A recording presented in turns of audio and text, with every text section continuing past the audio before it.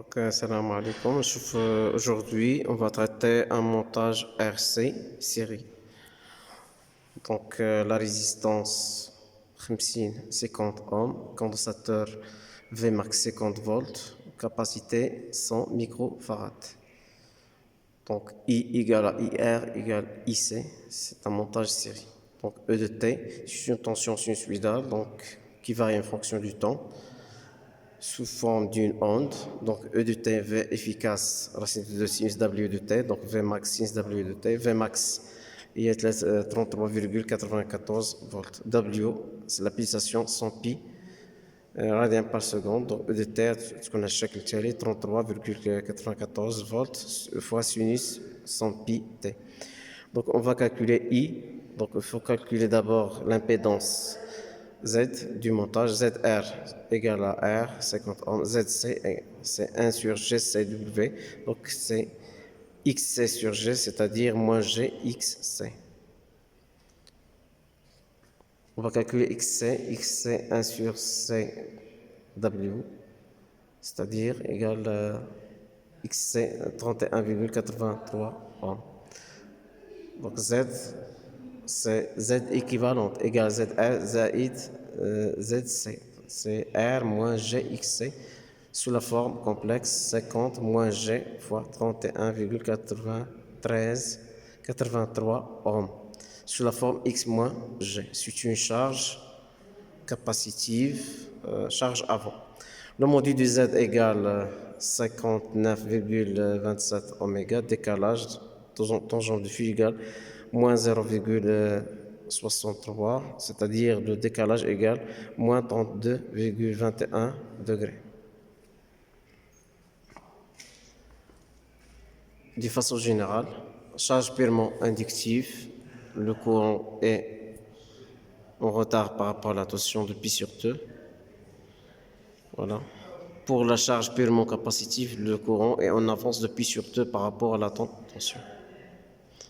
Voilà.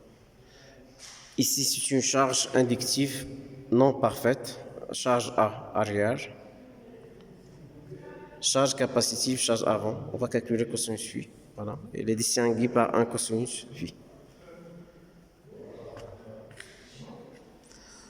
Donc, I égale à IR égale à IS. I est en phase avec UR. US, c'est la différence de potentiel au bord de la résistance. Voilà. Z égale X plus GY, charge AR. Si Z égale GY, c'est une charge voilà, AR parfaite, c'est-à-dire le décalage égale P sur 2. Si Z égale moins GY, charge AV. Voilà, c'est une charge parfaite, une inductive. Capacitif, pardon, charge avec capacitif, décalage également P sur 2. Dans ce cas, I de T égale I max sinus W de T plus 32. Donc, on va le convertir vers le radien avec le radien. Voilà. C'est l'équation.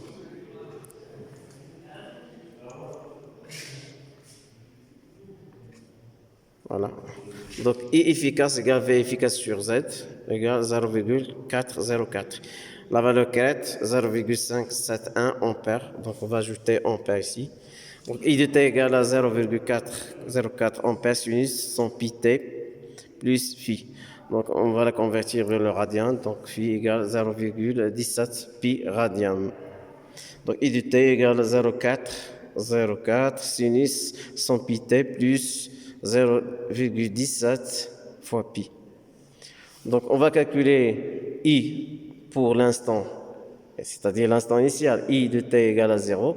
Donc, ça fait 0,215 ampères. Donc, on va tracer la courbe I, I en fonction du temps. Donc, c'est sous la forme d'une onde. Donc, qui va vibrer entre la valeur crête et la valeur minimale. 0,571 et moins 0,571 ampères. Ici, c'est I0. Voilà. I0 égale 0,215 ampères. Et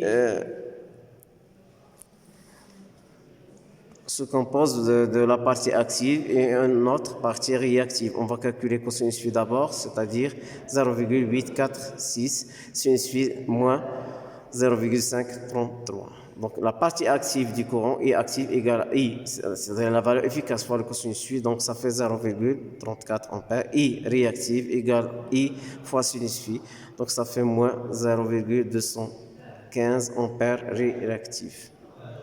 On va appliquer la loi de Pythagore. On va calculer I active au carré plus I réactive au carré, racine carrée. Ça fait 0,401, c'est presque égal la partie du courant efficace, c'est-à-dire 0,404, erreur de calcul. Donc c'est tout pour aujourd'hui. Donc c'est un montage RC série une autre fois. À la prochaine fois. Ultérieurement, on va traiter un montage RC pas parallèle. Bon courage. Bon courage.